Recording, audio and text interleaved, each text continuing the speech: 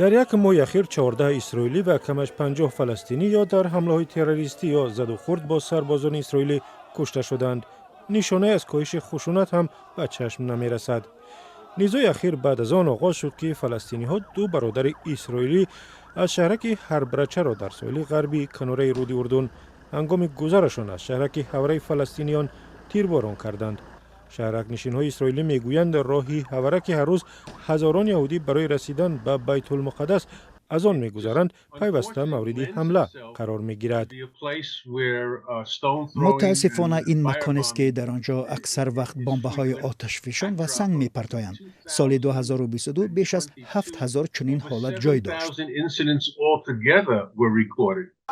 پس از این حمله صدها شهرک نشین اسرائیلی به هوره در افتادند و خانه و ماشین ها را آتش زدند و یک فلسطینی را کشتند. این بیدادگری چند ساعت و تا آمدن ارتش اسرائیل برای مانع شدن به آنها ادامه کرد.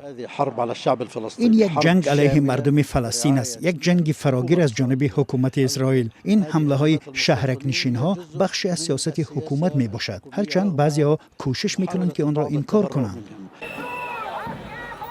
بسیاری از اسرائیلیان از جمله فرمانده ارتش اسرائیل در کناره غربی حمله شهرک نشین ها را محکوم کردند.